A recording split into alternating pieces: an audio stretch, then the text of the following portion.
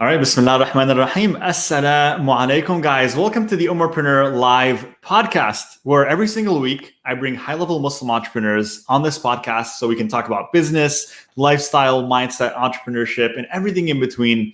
And today I have with me a very special guest that I know I always say this every episode, but the truth is I bring special guests for you guys, all right? This is why I do what I do. I make sure I bring the best of the best. And today I have the best of the best. This is Sister Anne Jenett, and she is the founder of ELEOS Leadership Coaching. She's a holistic success and leadership coach for everyday leaders and extraordinary souls.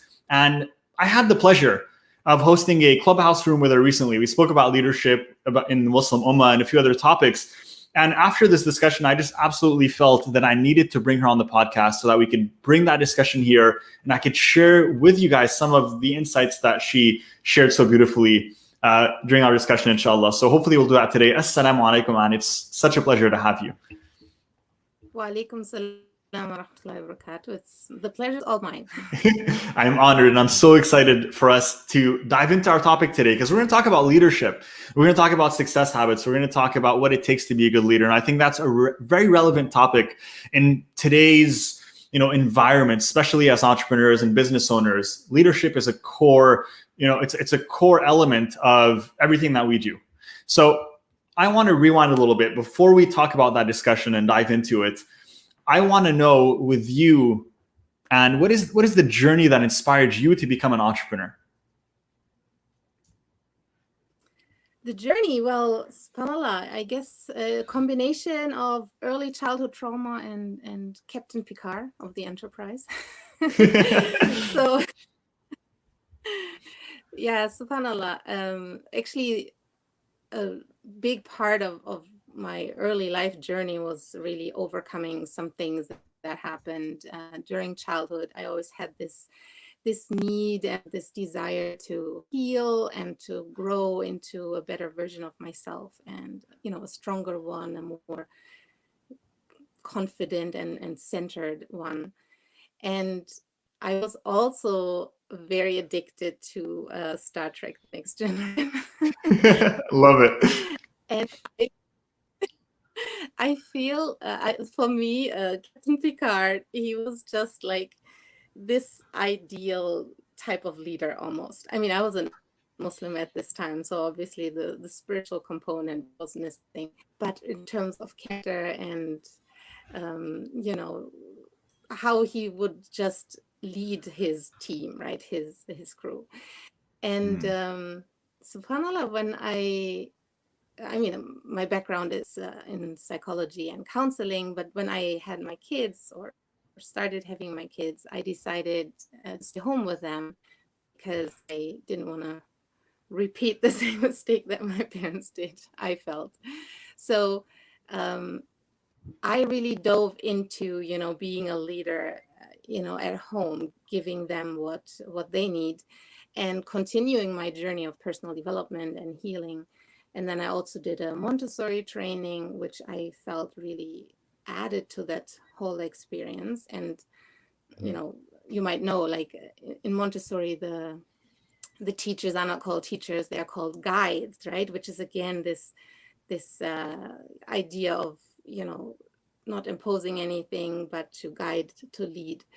And at some point, I just realized I've been given so much by Allah subhanahu wa ta'ala, in terms of healing and insights. And I would even say, a bit of wisdom. And I just felt I am meant to share that. It wasn't just for me. Other people need that as well. And enterprise, actually, when you think about, where the word entrepreneur comes from, I mean, enterprise is just an endeavor or an undertaking or a project that involves effort, right? In the original sense of the word, it doesn't even include, making money with it. So my original motivation really was this kind of enterprise, just sharing it. And then I also realized, there's a way to also make money with it, right? There's no reason to not combine the two.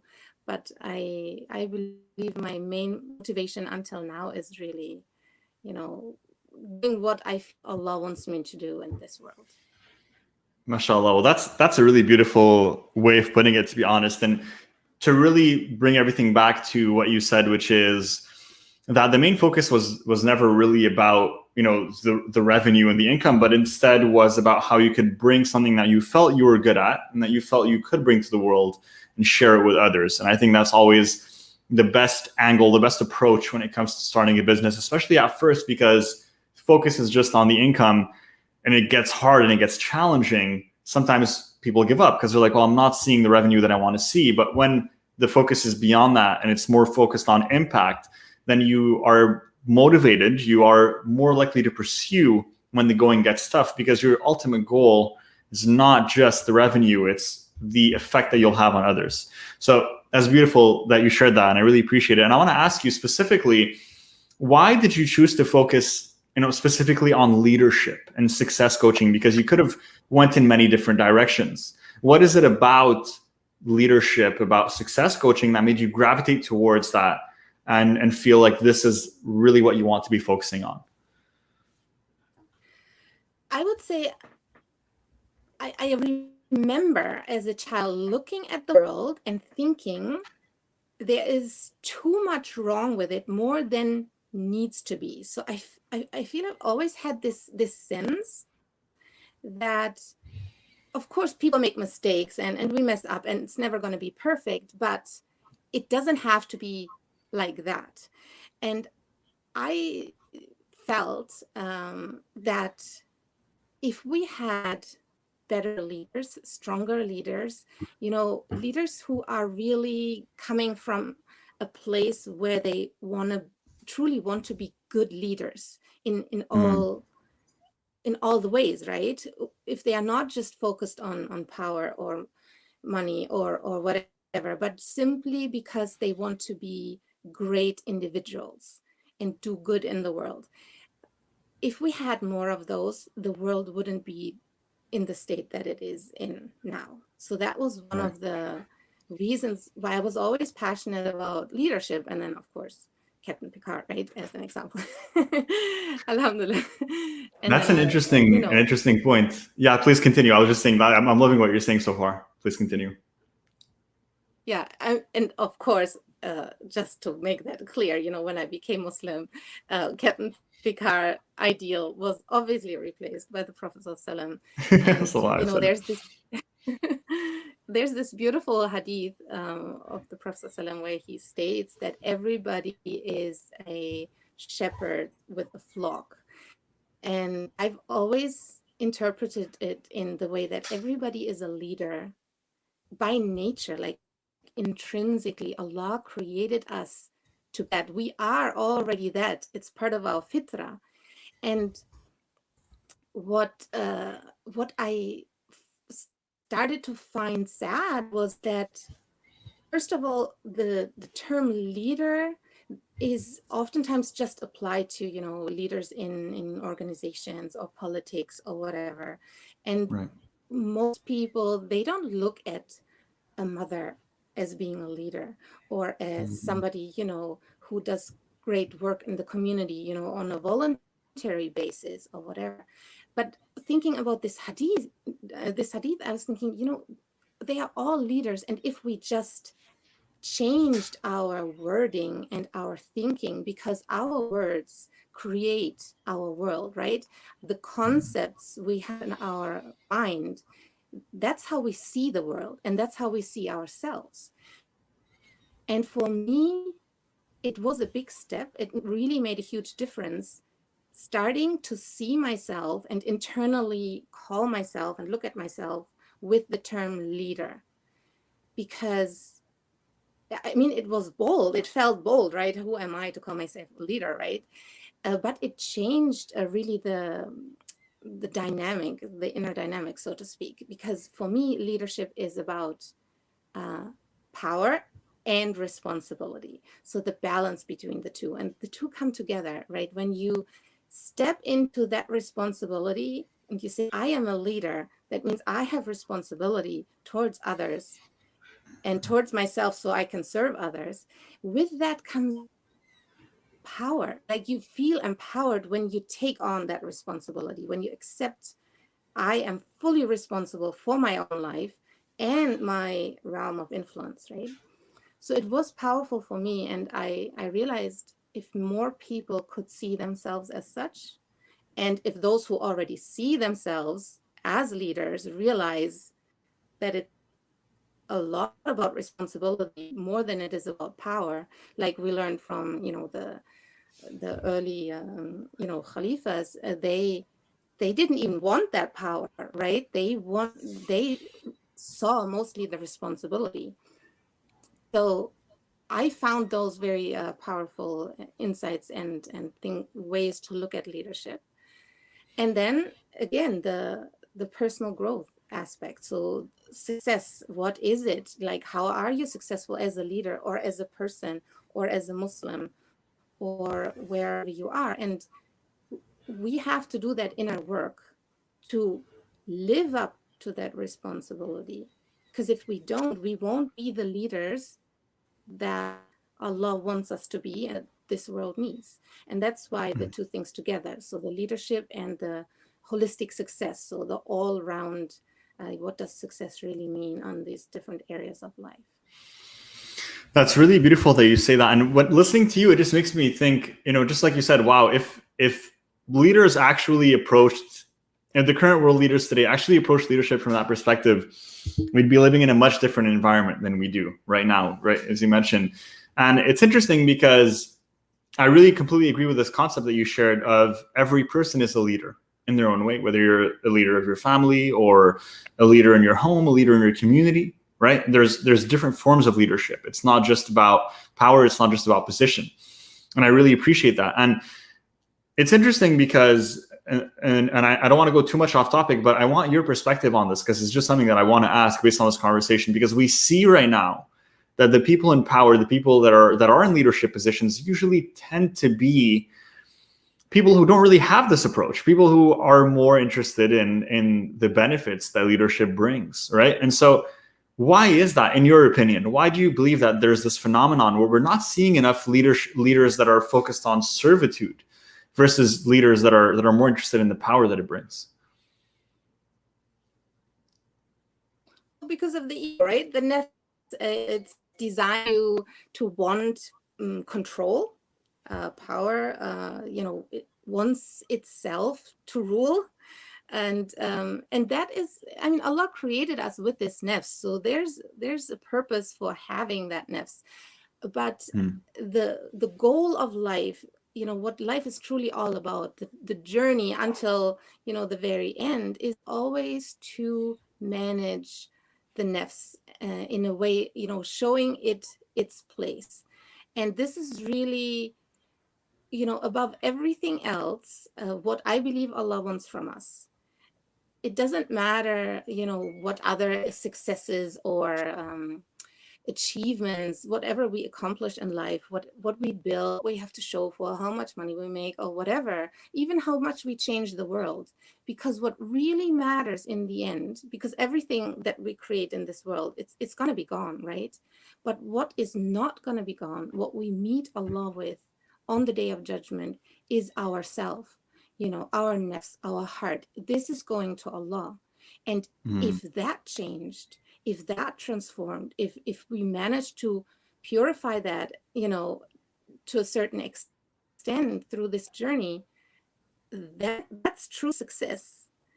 And to me, everything we do in life is towards that end. So oftentimes people, they do, personal development because they realize they need to change something about themselves to be able to achieve certain goals. For me, it's the other way around. The reason why we, have this tendency, this need or this want, this desire to achieve certain goals in this world is because Allah knows to achieve them, we need to transform ourselves. So really, what we regard as the goal is actually just the means, and the goal is really the growth and the transformation. I really love that. That's beautiful, mashallah. Thank you for sharing. It's interesting because really, as an entrepreneur as well, this is emulated as well in the sense that starting growing a business a lot of times we are focused on that goal, but essentially what's more beautiful is the person that you become along the way, right? Because you have to learn different skills and you have to put yourself in such uncomfortable positions in situations that you otherwise would never have encountered.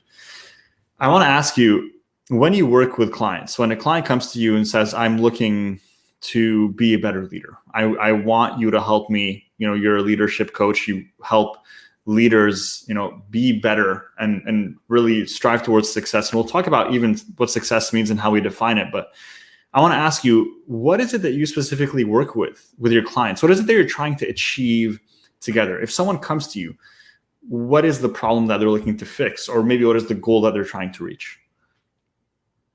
Well, everybody has different goals, right? Because we set goals and then we work towards achieving them. And once we achieve them, we set new goals, right? That's how we are, right? Especially, high achievers, they always have goals. And depending on where they are at, that doesn't really matter what the exact goal is. What I work with clients on is, first of all, going deep and really examining, where do these goals actually come from? Because the way we set goals might or might not be aligned with what we're really here for in this world. What Allah really wants from us, what our soul tells us, what our intuition tells us where we're meant to go. We get so much messaging from everywhere, from starting with our parents and teachers and society and marketing and all kinds of stuff. So that's the key is, you cannot really truly be successful on your terms if you're not clear and brutally honest with yourself about where those goals are actually coming from and are really aligned with you. And then when we look actually at different areas. So I've identified like these 10 areas with the basis of, and I use them, I look at them in terms of relationships, because relationships, that's really all what leadership is. It's all about relationships and what life as a human is really all about. So relationship to Allah as the basis. And then the pillars, I call them pillars, right? The relationship to the self, so that the emotional, the mental, and the nafs, the relationship to our physical body, our relationship to our spouse, our relationship to our children, and then our, relatives, friends, community, and then also our relationship to money and our work and our physical environment. So we look at these areas and look at, what kind of relationship do I have there? Because we know sometimes relationships can be really healthy and fruitful, beneficial and productive. And sometimes they can be off and they can be unhealthy, right? So looking at those different areas in our life in terms of relationships helps, because we know what good relationships should look like. Right. And then after we take this bird's eye view, actually it's not a bird's eye view, like we go deep in each one of them, right? Then we can determine, okay, which of these relationships do I really want to strengthen? Which of these relationships do I not really want to strengthen, but I realize I need to, because each area affects the others. Like if one area is really weak, it does already, or it will in the future, really affect the others and the overall success, right? So no matter in which of these areas we set goals, for me, when I work with my clients, and those are the kind of clients, I want to work with, they want it all. They want to have an overall, holistic approach to life and to success and to who they are and to personal growth. They want to be the best version of themselves in everything, and not everything at once. And it's not about being perfect, but understanding that life is an ongoing journey of growth in all these areas, and that it is in the end of the day, it's for the pleasure of Allah. It's not really about what we want, but the nafs wants. It's really tuning into, what does Allah want from us? That's beautifully shared, mashallah. And I love how you tied it into relationships as well, because I think that's a really important aspect of it. And I want to ask you, because success is a word that's thrown around a lot, right?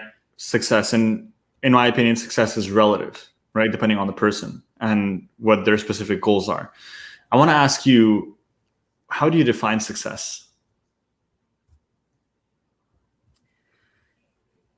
Aligning yourself with what Allah wants from you. And that's very unique. I mean, He has for us some guidelines that apply to everybody, right? He wants all of us to pray and to give zakah and to do hajj if we can, and so on and so forth, and to fast. And we know that, right? But Allah created each one of us so unique and so beautiful as a soul first, right? Without a body. And then He put that soul in a body. And now that soul, which is, in my worldview, the leader of the whole self. So the soul leads the body, I also use the model of the integrative health, where there are the four bodies, right? The physical body, the emotional body, the mental body, and the spiritual body. And basically the soul is the, the leader, the spiritual leader of these other three bodies. And no, I forgot what you were asking. So how do you define success, right? How I do, yes.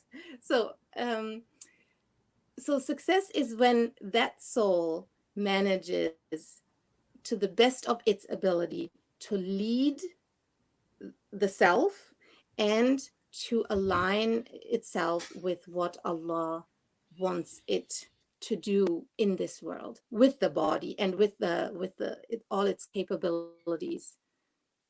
That's beautifully said. I love that. So success, can you repeat that? Because this is like a quote that I'm going to have to share, because I love it. So success is, and it's okay if you can't, success is essentially your ability as the soul, as the leader, to lead your other bodies. As you mentioned, the emotional, the physical we talked about. You mentioned there's the spiritual, and then there's, what is the fourth one? The mental. The mental. So to lead all of these, right, which compromises who we are, towards what Allah subhanahu wa ta'ala wants from you. So clarify that for me a little bit. How can someone find that? Because hearing that, it might be like, okay, how do I find that out? Is there a way that I can get closer to that answer, right? Of what specifically maybe Allah subhanahu wa ta'ala wants from me or has blessed me with, that I could potentially leverage, that I could use to impact the world in my own way? Yeah, really aligning ourselves with that. And I mean, this is part of this inner work, right? You need to really make the time to reflect on that and to really tune in. I always feel, the soul is somewhere here in our center, right? Close to the heart, close to, where we breathe in the air, the center of the body, kind of maybe where the diaphragm is, right? So dropping out of the head, where we mostly are, and Right. into the body, into our center, close to our heart. And from that place, from the place of the soul, and that's also the place of, intuition, and, we say the gut feeling, right? It's all coming from there. So really getting a good connection to that, to ourself, because that's the true self, right? And from that place, asking Allah, you're my master, I'm your slave. Just tell me what you want and I'll do it. I'll do whatever I can. Just tell me, I'm just your instrument. Right? And I always love to bring up that example of the Prophet Muhammad when he went to the cave of Hira. He went to the cave of Hira and he just did something like that. He must have done something like that, right? He would just sit there calmly, quietly, and there was no salah, there was no Quran to recite, in the beginning at least.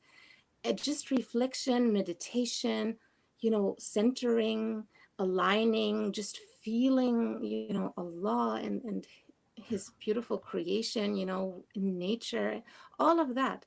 So I think we need more of that. And I feel, and especially, you know, working with high achievers, I mean, they don't do enough of that, right? But it takes you to the next level. Like you can only go so far by repeating the same things or the same strategies or the same way of doing things.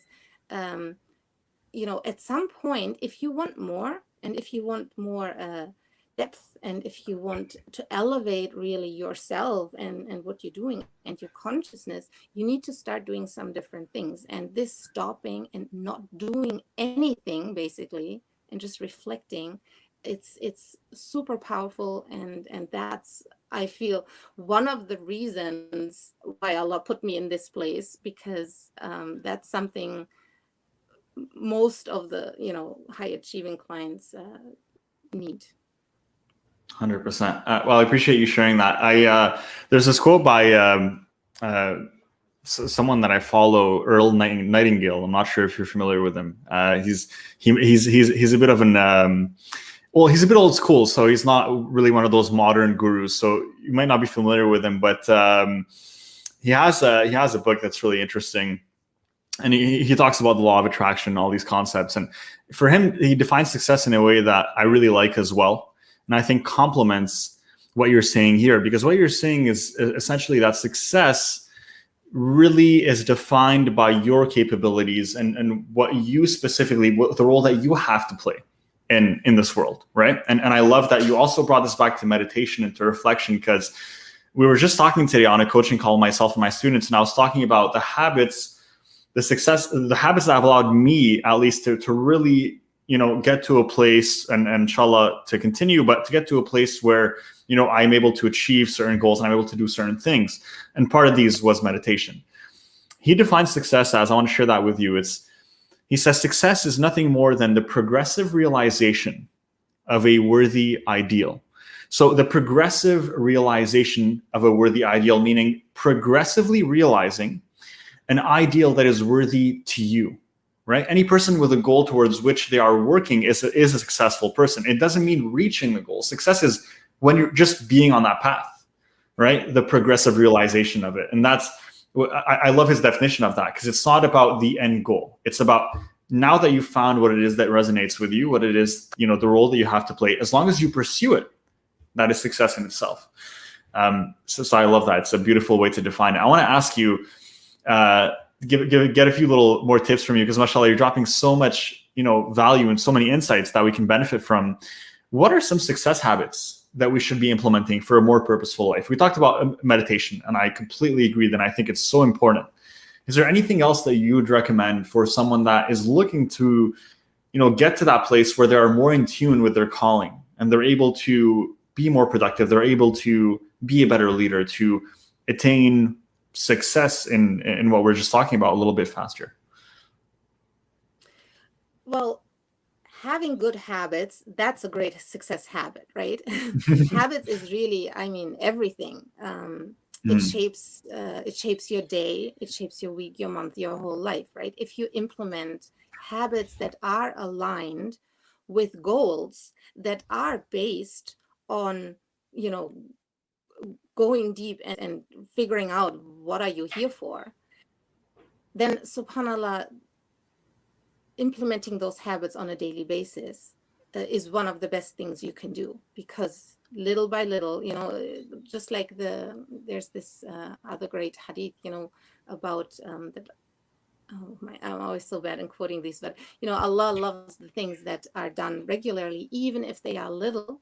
And then we know that part of the hadith, but there's actually the second part where it's, you know, Allah doesn't want you to burden yourself more than with what you can do, right?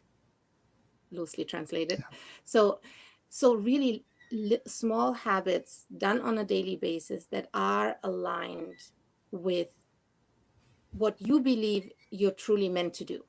And that could change. And with that comes another great habit, you know, daily reflection, nightly reflection, looking back at the day, you know, how did it go?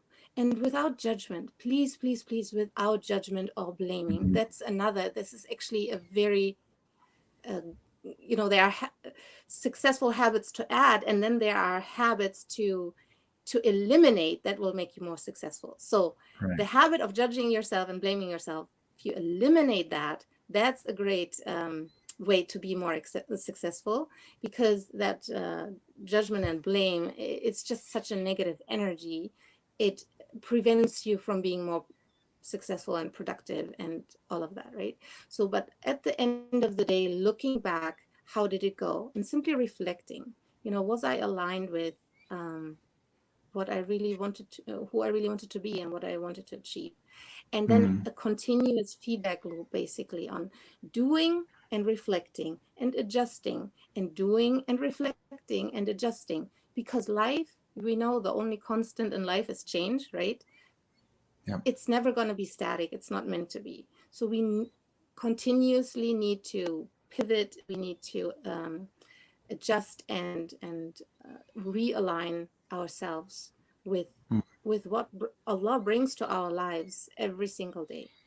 And small things might change, or big things. We might one day, do some reflecting and realize, what I've been doing for the last 20 years, it's time to do something different. It's time to totally switch whatever, jobs or niches, or do something completely different. So, and that's okay.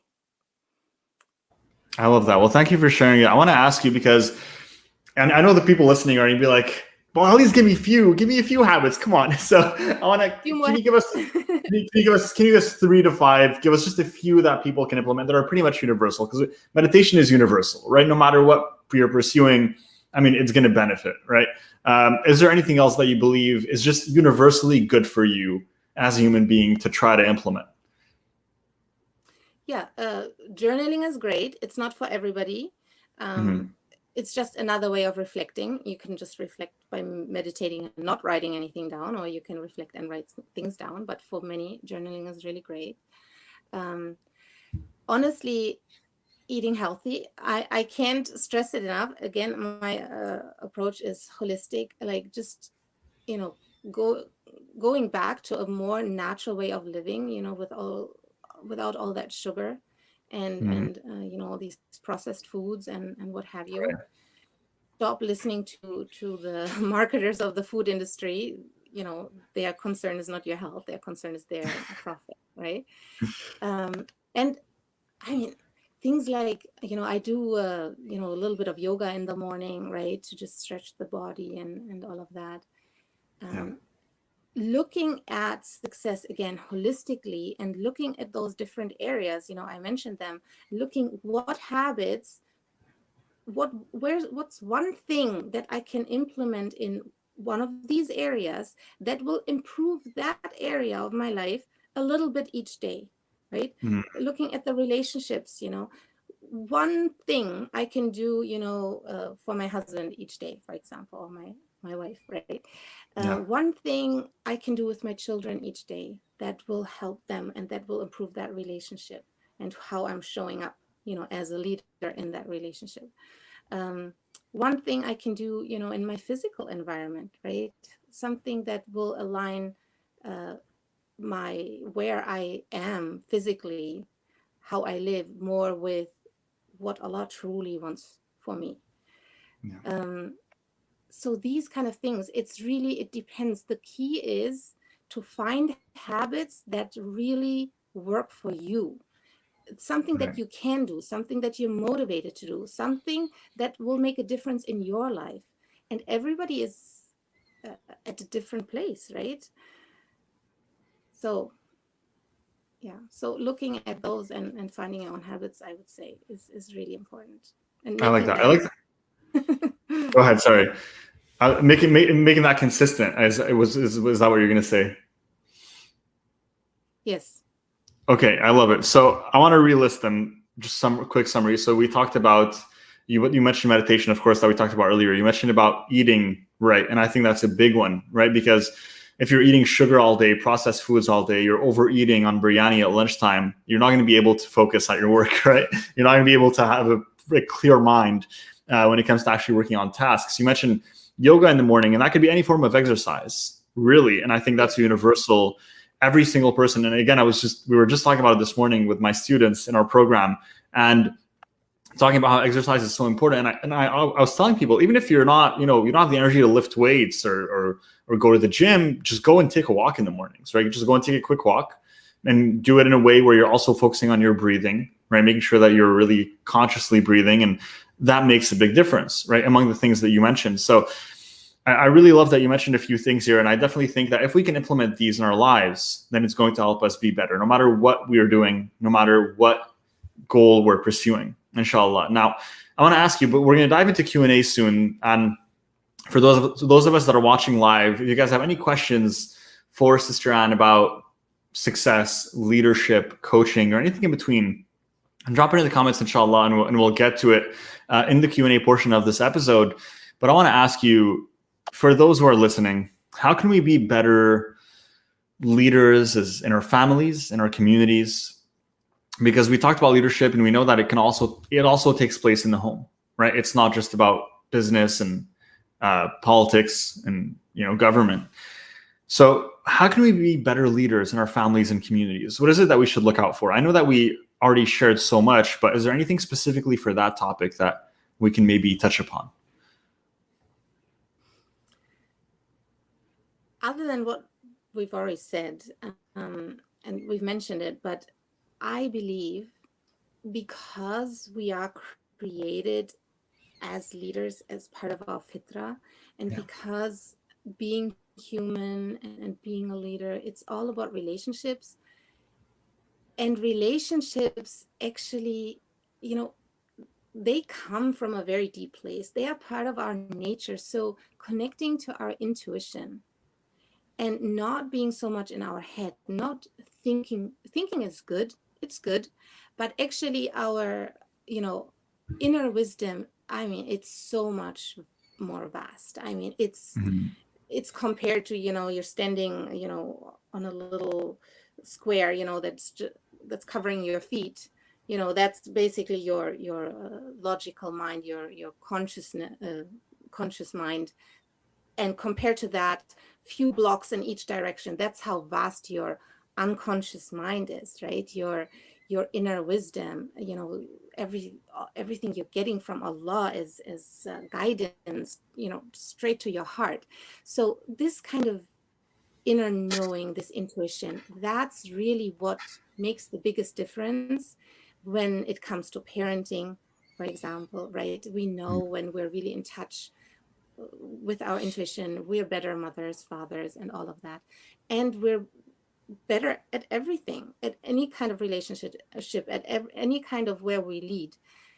So even when we're leading in business or in organizations or in politics, the more we're in touch with our intuition, the more we foster really that channel, the less we have to worry about, what leadership skills do I need, or what is the right thing to do here, and because we have most of it, we have it already. And then we can always learn a few more things here and there, read some books or attend some trainings or whatever. But then again, we have to bring it back to the intuition, because we still have to know from deep within if what we just learned really applies to us, is really right for us, or if it just, works for others, but maybe not for us. Well, thank you for sharing that. And I like that you answered it really from a more holistic perspective, where every person can have a takeaway instead of just having a list of here's what you need to do. And I completely agree with that. We have a question that we ask every single guest before we dive into Q&A, inshallah. So we're going to go ahead and do that. For yourself, let's see if we can get your perspective on it. And the question is, if you could meet younger Anne, who wasn't an entrepreneur yet, she's not yet a leadership coach, and you could tell her one thing that she could hold on to as she went through her journey of entrepreneurship, what would that one thing be?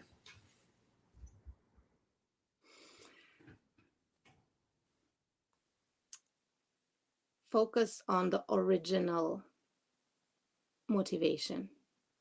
I was actually I lost my way for a little bit, thinking I need to make money with this. I need to make this sustainable, this business and whatever.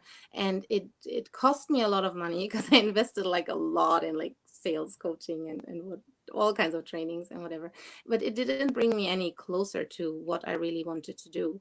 And now I'm really grateful for that, because Allah was always showing me. He was like insisting, that's what I feel, he was insisting that I would see that he is the one taking care of me. And that if I just do what he wants me to do, if I just share his gifts that he's been giving me the world, I don't need to worry about money. I don't need to worry about income. I don't need to worry about where his rizq is going to come from. I'm not creating it. It's all from him. And that is really something that I hope, you know, entrepreneurs all around could embrace, because it is Allah. It is Allah where everything comes from, and we shouldn't let our need or our worry, our fear of being poor, we know that's from Shaitan, right? Hold us back or let us guide us in sharing this beautiful gift that we have been given. That's beautiful, mashallah. Thank you so much for sharing that, honestly. And I really like that, because, you know, focus is such a huge thing for entrepreneurs. I feel like every time we start a journey and we want to start or grow a business, we get so distracted with so much, as you mentioned, right? There's no shortage of marketing and noise that's happening out there targeted towards business owners, shiny objects all over the place, right? And it's important to always, with every decision and every new endeavor that we're going to take, to remind ourselves what is the primary mission here, and really focus on the essentials that are going to get us there. So I like that. I love the answer that you shared, and I think it's something that everyone can benefit from. So Jazakallah khair, because throughout this episode, honestly, this has been one of my favorites. You've really allowed us to kind of step back a little bit as entrepreneurs, business owners, Muslims who are listening to this, and ground ourselves back into what actually matters, into, you know, the concepts, the methodologies that really focus on what you should be, you know, taking into account, what you should be mindful of as you go through your journey of entrepreneurship, right? Because as we mentioned, it's not just the strategy, it's not just the sales tactics, even though those are important, but it's about what is your soul's purpose? Are you aligned with that? And are you focused on that mission? And is that mission more than just targeted towards income or revenue? And so much more, so many more aspects that we dove into.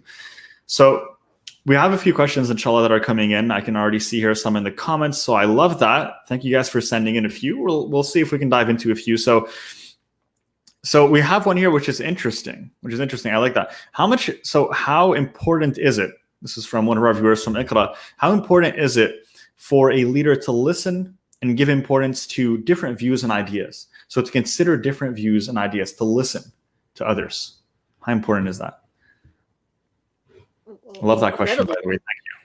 Thank you. I would say, actually, there's a thing I also do that in my coaching, where we look at the inner team first, right? Because we have different parts within us that tell us different things, right? You know, like the 4 bodies, but also, you know, sometimes we have a voice of fear, and sometimes we have a voice of desire, and a voice of purpose, and they have different opinions, different departments that they have responsibility for, so to speak, right?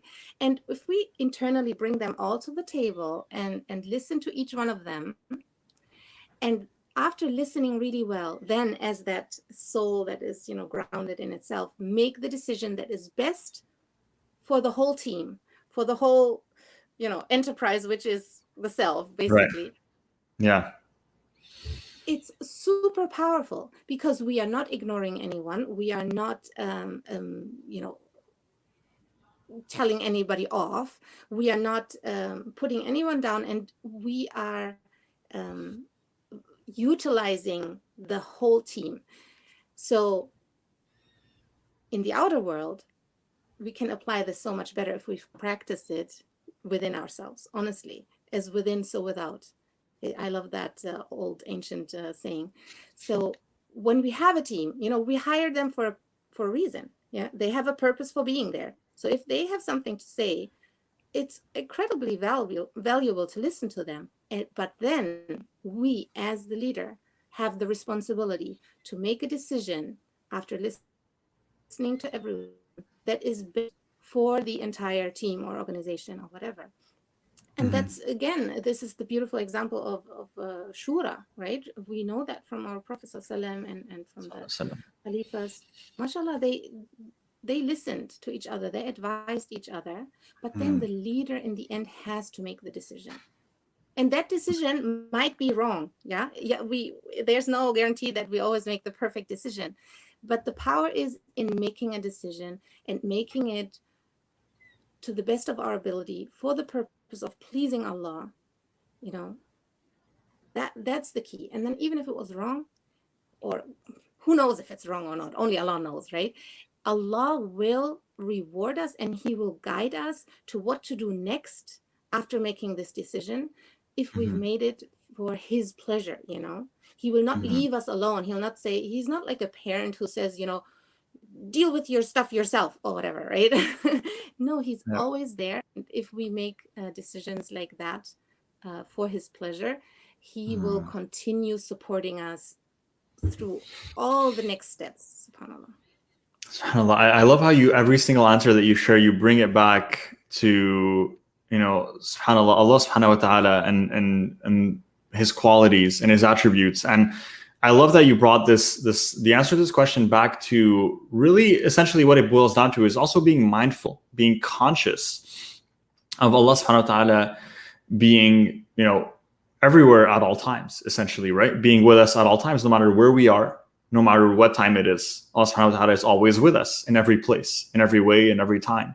And so to really bring that consciousness forward and to apply it to our lives, what you're doing is you're shining light on how we can apply that principle that we learn into our lives. And it's so beautiful the way that you share that. So jazakallah khair for that. I think that's really why I like to have this podcast. I love to have this podcast because there's so many podcasts on entrepreneurship and business, but they're, made by non-Muslims, and that's completely okay. But there's nothing really that also brings spirituality into the mix, especially for us Muslims. And so the goal here is to shine a light on entrepreneurs like yourself who are doing amazing things and who their philosophies and their purpose and their thoughts are aligned with Islamic spirituality and take from that to actually drive success, right? And to drive their businesses forward, to drive them forward in their lives. And that is really what makes the biggest difference and why it's important to shed a light on entrepreneurs like yourself. And I really appreciate you for that. And I appreciate you coming on and sharing all of these, all this knowledge with us. So jazakallah khair, truly. We got one more question, if that's okay with you. Let's do it. So we got one, and this one is here, and I like this one. This one is, how do we convince a leader who can be a parent, family, or elder, so a leader in our lives, towards our angle of life, or our goals, or our personal perspectives, without them getting hurt or feeling like they are wrong? It's just that we have a different goal. So if I can summarize this and put it simply, how do we, for example, convince or work with maybe someone else that's in a leadership position that we need to make them understand or see our perspectives, that we have different goals that maybe differ from that person? Is there anything that we can give to this question? That's a deep one. It's a tricky one because actually you can't convince anybody of anything, right? You cannot change people's minds or hearts. Only Allah can. Or they can choose to do so themselves, by the mercy of Allah. Right. But what will make all the difference, or actually something I would ask is, how do you see yourself in that relationship, in that situation? What does it feel like?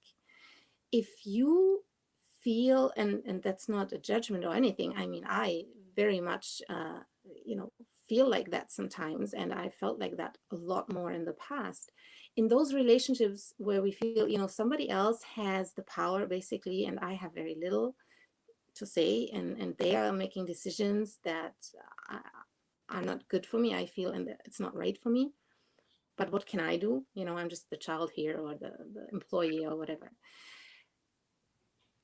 it's really important to notice what it feels like and how we see ourselves there. If we see or feel as a victim in that situation, this sense of helplessness, of being overpowered, that kind of energy,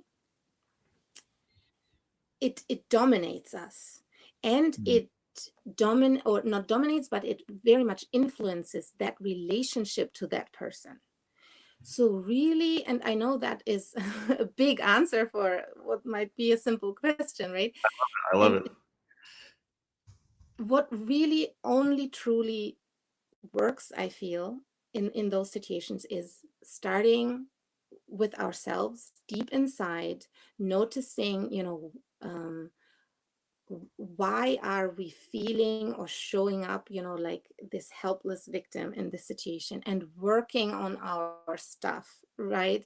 I had to do so much, inner work, healing, trauma release. Actually, there's a method that I developed for myself first that I'm now using with clients.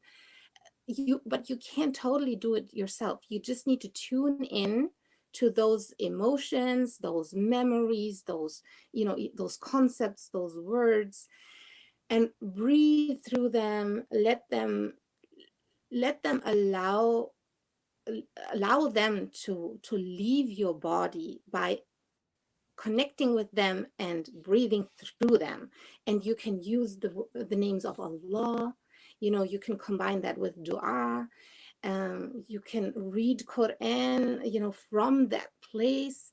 There are so many ways to release those energies that make you feel like, a victim, until you get to the point, and you will start feeling stronger, and you will start seeing yourself different. And you will get to the point, inshallah, where you say, okay, this person has the power and responsibility here in this situation, but that doesn't mean I'm a victim. I'm also a leader, and I also have responsibility. I have responsibility for myself, and I have the responsibility to speak up when there's something wrong, and to speak up for my truth and what I believe is Allah's truth. And then, with wisdom and being centered, step into what might be a bit of a confrontational, conversation, maybe, right? But addressing the things. And if you have cleared and healed and, released those things from in you, your energy in that relationship or in that conversation will be very different. And that really makes a difference in the other person. Then the other person will see you differently, will have to respond to you differently, and will feel this power that you've stepped into when you have released the victimhood and stepped into the responsibility for yourself and for your life. And they will have to shift, because they cannot keep treating you or responding to you in the same way anymore. It's not possible. It's because it's a system. So I don't know if you're familiar with the systemic approach, in psychology and sociology. If one element in a system changes, the rest of the system has to adjust. And that is really, that might even eliminate the need for changing their opinion, because they will just accept that your opinion is different and that you need to do the things the way you need to do them. And they will just say, okay, I don't agree, but you go ahead, right?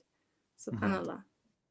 Well, I appreciate you taking the time to answer that, because I know there are some people who might feel that way, and I think that was a beautiful question. So thank you to the sister on Facebook who brought it up. Inshallah, we got room for one more quick cue. Okay, so we're gonna go ahead and take one more from the comments. I want to get your opinion on this. So I asked, actually, during the episode, we asked about what it takes to be a good leader. So in the opinion of the audience, what they believe makes up a good leader. We got a few submissions here. I want to throw them your way, get your feedback on them, because we got a few beautiful ones here. So we got one here from the audience. Let me see if I can pull it up. Let me see, guys. There you go. As Muslims, so how can we be better leaders? One of the audience members said, as Muslims, we can do that by looking at history and looking at how our Prophet ﷺ was leading and taking him as a role model. I think that's beautiful. Another one as well. Firstly, the mindset and the intentions. It should be related to their beliefs of the servant of Allah subhanahu wa ta'ala. Everything they do will be counted at the day of resurrection, and we should start from ourselves. So these are just some of the answers that we received. So I want to know, just to close this off, this beautiful episode, we got a few submissions here from the audience. And I want you guys, if you're watching this on YouTube or Facebook, to comment as well with what you think we need to do to be better leaders. But what's one final tip that we can give our audience? One final takeaway, something that you want to maybe share before we close off, inshallah, just so that they can maybe keep in mind, they can hold on to, make a positive impact in their lives. One final share.